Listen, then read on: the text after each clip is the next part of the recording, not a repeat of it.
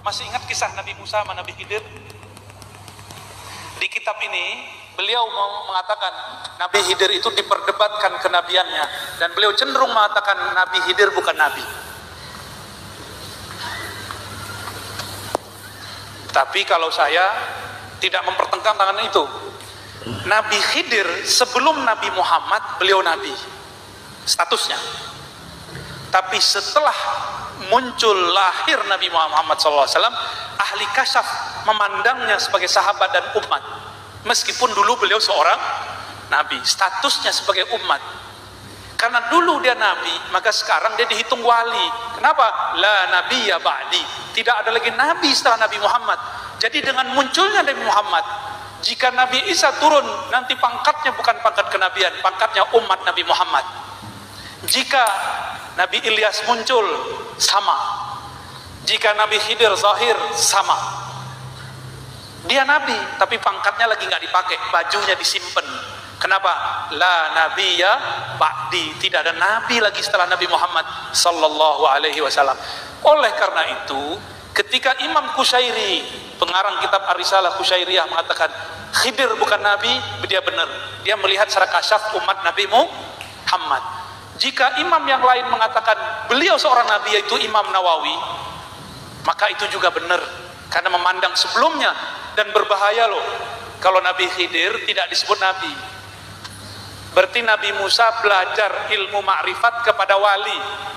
Nanti orang membayangkan wali lebih tinggi daripada nabi. Itu perkataan Imam Nawawi. Maka kita jamak, kita kumpulkan kalam itu. Itu musyahadatul af'al, terjadi antara Nabi Musa dan Nabi Khidir. Apa adabnya? Ingat, ada adabnya. Orang yang sampai di makom ini adabnya tambah tinggi kepada Allah. Ketika Nabi Khidir ditanya, kenapa engkau bunuh anak kecil? Kenapa engkau rusak kapal? Nabi Khidir nggak bilang ini perintah Allah. Nggak. Dia cuma mengatakan apa? Itu bukan amri. Tidak menisbatkan langsung kepada Allah, juga tidak mengatakan dirinya. Itulah adab seorang arif billah yang kenal kepada Allah. Maka orang berhakikat, kalau dia beradab disebut arif, al-arif billah. Jika dia tidak beradab, maka dia disebut iblis atau bani iblis. Iblis itu hakikatnya tinggi. Salah satu kajian hakikat, kajian ontologis asal muasal. Apa kata iblis mendebat Allah? Khalaqtani min nar wa khalaqtahu min tin. Ini kan tinggi hakikatnya iblis. Ya Allah, engkau ciptakan aku dari api, sedangkan dia dari tanah. Asal muasal, ilmu anasir namanya. Hakikat iblis benar. Iblis nggak mau sujud kepada makhluk, benar nggak? Sujud hanya kepada engkau ya Allah. Berarti iblis ini terhijab. Dia nggak sampai kepada tauhid level 3 aja nggak nyampe. Nabi Adam itu tajalliyat asma Allah. Wa 'allama Adamal asma'a kullaha. Allah, kalau bahasa umumnya, Allah tajallikan asma'nya kepada Adam semuanya. Ini yang tidak terbaca oleh iblis. Maka jangan heran orang-orang ahli zikir, ahli kolbu itu tidak akan dapat dibaca hakikat kolbunya oleh orang-orang yang masih pada tataran-tataran rasio dan intelektual, atau baru baca-baca kitab yang tertulis, belum kitab yang tersirat. Itu dimaklumi. Oleh karenanya dalam kitab Qawaidut Tasawuf karya Maulana Al-Imam Zarruq Asy-Syadzili, apa kata beliau? Ingkarnya fuqaha, orang-orang zahir kepada ahli batin, ahli kewalian, ahli tasawuf, itu makzur, dimaklumi. Orang syariat ingkar ke ahli hakikat, dimaklumi. Kita nggak usah marah-marah, ngamuk-ngamuk. Tapi kalau ahli hakikat ingkar kepada orang syariat, itu zindik. Kenapa? Dia tahu pentingnya syariat. Kalau orang syariat nggak ngerti hakikat, ya seperti anak kecil salah dimaklumi nggak? Dimaklumi. Makanya slogannya dari dulu gitu. Mohon maaf nih kalau para kiai ada yang ngomong begitu. Benerin aja syariat ente, ntar dapat hakikatnya. Kita sempurnakan kalam ini. Benerin syariatmu dengan hakikat. Itu yang benar, yang pas, insya Allah. Karena tidak ada namanya tanaqud baina syariah wal haqiqah. Disinilah pentingnya adab. Sayyidina Al-Khadir Balya ibn Mulkan Abul Abbas alaihi salam tidak menyalahkan Allah.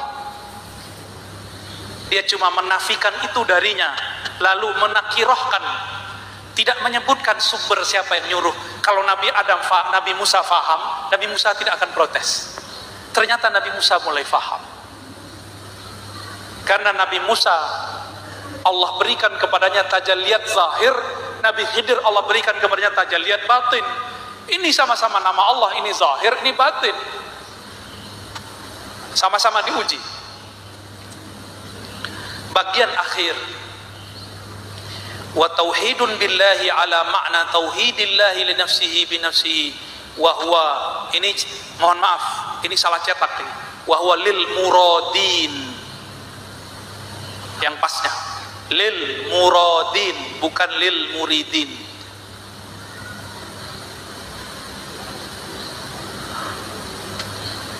Kalaupun di naskahnya tertulis begitu, dia tidak munasib. Maka yang munasib adalah murad, bukan murid. Tauhid kepada Allah tadi musyahadah bil af'al, ya. Maka di level ini ada dua tangga besar, yaitu musyahadah bis sifat wa bizzat. Dua itu. Itulah makomnya muradin. Murad, murid yang sudah usul namanya murad. Murid itu masih mikir, wah ini Pak Kiai Nizam nih nyuruh zikir 5.000, zikir Allah Allah Allah Allah Allah Allah. Itu masih murid, masih berasa capek di kaki, ya. Tapi kalau sudah murad, mau berapa aja disuruh doyan. Karena kolbu itu makanannya adalah asma. Ini kalau dikasafkan Allah, ini kolbunya mas-mas dan mbak-mbak ini, itu dilihat kolbunya sebagian besar kurus karena kurang asupan gizi asma. Nama Allah subhanahu, Rasul sallallahu alaihi wasallam awal terima wahyu, Iqra bismi rabbik. Iqra secara harfiah baca, tapi lihat kamus mu'jam, Iqra qara'a bima'na jama'ah. Benar, salah satu makna qara'a jama'ah. Maka beberapa masyayikh kita mengartikan Iqra bismi rabbik, ijma', kumpulkan himmahmu, semangatmu, kolbumu dengan nama Rabbmu. Kumpulkan, sebut nama Allah. Turun Al-Muzammil, sama wazkurisma rabbik, sebut nama Rabbmu. Maka jika boleh kita bersyukur, berbangga dan bersyukur atas nikmat Allah, zikir khafi, menyebut nama Allah dalam kolbu, ini adalah kholwatnya Rasulullah di awal-awal terima wahyu risalah.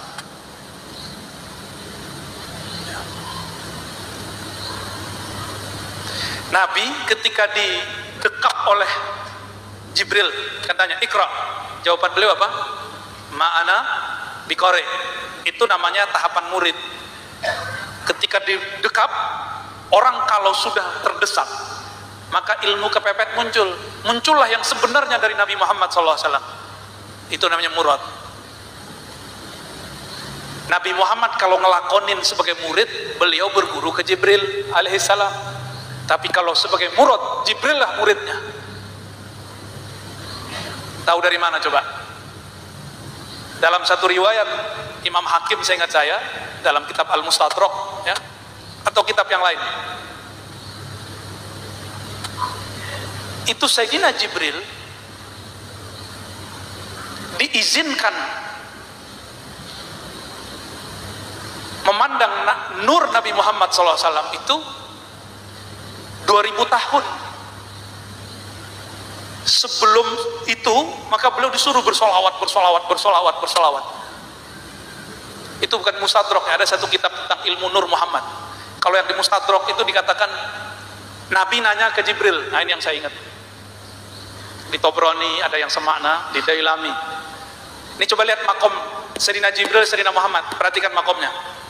Nabi Muhammad nanya, ya Jibril, hal ra'aita rabbak, wahai Jibril, apakah engkau memandang kepada Rabbmu, Tuhan? Apa jawaban Sayyidina Jibril? La, tidak. Antara aku dan dia, Allah yang Maha Esa, sab'ina alf,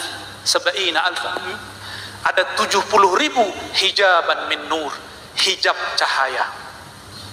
Seandainya danautu, aku mendekat kepada hijab yang paling bawah, lah taraktu, aku akan terbakar. Antara Sayyidina Jibril dan Allah, ini ilustrasi, 70.000 hijab cahaya. Yang paling bawah hijab cahaya, malaikat Jibril mendekat, kebakar. Kebakar. Dengan polosnya baginda Nabi SAW mengatakan, ra'aitu rabbi anna arah atau anna urah, ra'aitu rabbi fi surati syabin amrad. Beliau dengan santai mengatakan, loh Mas Bril, aku ngelihat Allah. Kadang disebutkan melihat Allahnya itu ada beragam-ragam model. Kadang dalam bentuk tajalli misali, sifat, asma, af'al, nama. Dan yang paling tinggi Rasulullah SAW yang disebut summa dana fatadalla, itu tajalli zati. Rasulullah syuhud kepada zat Allah Subhanahu wa taala, dan Rasulullah turun ke bumi, tubuhnya tidak terbakar, bulu badannya, kainnya tidak berkurang satupun. Kira-kira tinggian makom Sayyidina Jibril atau Sayyidina Muhammad SAW? Maka kita tidak salahkan jika ada sanad Quran, sanad hadis qudsi, an Sayyidina Muhammad, an Sayyidina Jibril, an Rabbil Izzah, dari Nabi Muhammad, dari Jibril, dari Allah. Itu sanad murid, sanad riwayat. Tapi sanad hakikat, sanad ma'rifat, Jibril dari Nabi Muhammad sallallahu alaihi wasallam. Karena yang bisa cerita tentang sifat Allah Nabi Muhammad, Jibril nggak bisa. Yang bisa cerita tajalliyat zat cuma Nabi Muhammad, Jibril nggak bisa. Maka di saat itu Jibril pun ikut ngaji. Maka versi saya Al-Faqir, ketika Jibril mengajarkan kepada sahabat, itu juga ngajarin malaikat yang lain. Akhbirni anil Islam, iman, Islam, ihsan. Walaupun di ujung Nabi mengatakan zalika Jibril atakum liyu'allimakum dinakum, dia datang Jibril kepada kalian untuk mengajarkan agama kalian. Tapi Jibril kan kalau turun nggak sendiri. Ini kalau ada pejabat saja nih, atau TNI Polri yang sudah punya pejabatan, dia datang kan nggak sendiri. Itu baru jabatan bumi, gimana jabatan langit. Jadi Jibril kalau turun, itu ada ribuan malaikat di belakangnya. Itu semuanya ngaji kepada Rasulullah Sallallahu Alaihi Wasallam.